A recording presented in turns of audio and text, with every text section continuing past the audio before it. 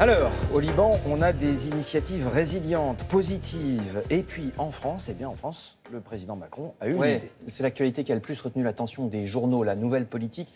Annoncée par Emmanuel Macron hier à propos des migrants, voyez la une du Figaro, le président Macron veut agir sur le sol libyen, c'est-à-dire que la France installerait en Libye des centres administratifs pour examiner là-bas les demandes d'asile des réfugiés, ce qui permettrait d'éviter qu'ils arrivent chez nous comme dans un cul-de-sac. En Libye directement ? Oui, en Libye. Alors, est-ce que l'idée est bonne ? Est-ce qu'elle est réalisable ? C'est vrai que ça éviterait aux réfugiés la traversée de la Méditerranée dans les conditions très dangereuses qu'on sait, mais Libération, vous voyez, se demande si on n'est pas là en pleine utopie, parce que installer ces centres, ces hotspots en plein désert libyen, vous voyez Libération, c'est un mirage, pense Libé, dans un pays qui est en plein chaos et où il n'y a plus de structure, ni aucune sécurité. Et puis de plus, on imagine que ceux qui seront déboutés, ceux à qui on refusera le droit d'asile, essayeront quand même de traverser la mer.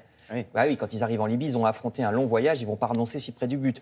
Alors, la seule vraie solution, dit Libé, c'est de travailler à la source avec les pays que quittent les migrants, comme le Tchad ou le Niger, pour améliorer la situation là-bas, afin que les gens n'aient pas envie de fuir. Ouais, alors, ça, c'est du très long terme. En tout cas, Libération n'y croit pas à l'objectif, vous allez voir les autres unes, l'objectif zéro migrant dans les rues françaises, objectif du président Macron, qui est rappelé ici dans La Croix ou dans Le Parisien, aujourd'hui en France.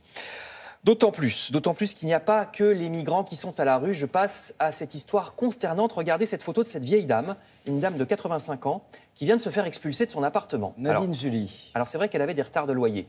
Mais il y a 2 semaines, quand elle rentre chez elle dans un quartier populaire de Paris, elle se rend compte qu'on a cadenassé sa porte. La voilà donc à la rue pour 4 000 € de retard de loyer. Elle vit un temps dans l'escalier de son immeuble, avant d'être amenée à l'hôpital, où son séjour coûtera beaucoup plus cher d'ailleurs que les 4 000 € qu'elle doit. Comment une femme de 85 ans est-elle laissée seule face à ces problèmes ? Pourquoi est-ce qu'elle n'a pas été aidée par les services sociaux avant d'être expulsée ? Il y a vraiment quelque chose qui ne marche pas. Est-ce ainsi qu'on traite nos vieux ? Article à lire dans Libération. Et il y a comme ça pas mal d'articles ce matin qui poussent à se demander si la France tourne rond, aussi bien l'État que la société. Vous allez voir par exemple cet article dans Les Échos. Alors qu'on nationalise, vous savez, les chantiers de Saint-Nazaire pour pas qu'ils passent sous contrôle italien, sachez que la Chine s'apprête à acheter une partie d'Air France. La compagnie aérienne China Eastern, qui est contrôlée par l'État chinois, cette compagnie va acheter 10% d'Air France. Notre compagnie nationale va donc passer en partie sous contrôle de la Chine, pays qui, comme vous le savez, bafoue les droits de l'homme et nous fait la guerre commerciale depuis 30 ans.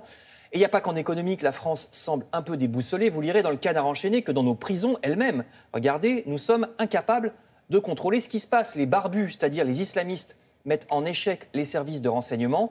Le service qui surveille les islamistes en prison ou bien ceux qui viennent de sortir, ce service a été en panne de serveurs informatiques, tenez-vous bien, pendant plus de 3 mois. Et même les détenus signalés comme les plus dangereux arrivent à tourner des films en prison avec leur téléphone et à les mettre sur Internet. Oui. Vous voyez où on en est. Donc, on est à la ramasse, l'administration ne se donne pas les moyens, déclare un syndicaliste de la pénitentiaire dans le Canard enchaîné.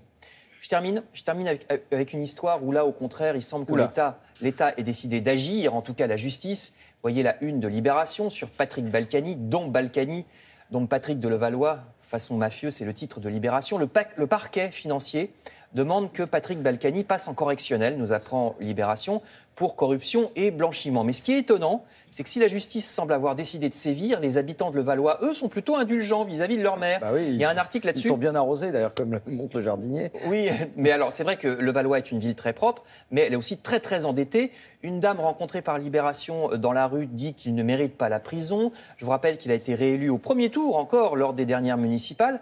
Pourtant, selon le parquet, les époux Balkany auraient caché au fisc pas moins de 13 millions d'euros. Pareil, diront certains. Mais je ne suis pas sûr que la couverture de l'IP façon rigolote aide à nous faire prendre au sérieux ce problème. Alors, lisez l'article, c'est vraiment édifiant. Il y a des billets de 500 € qui se baladent. On le fera.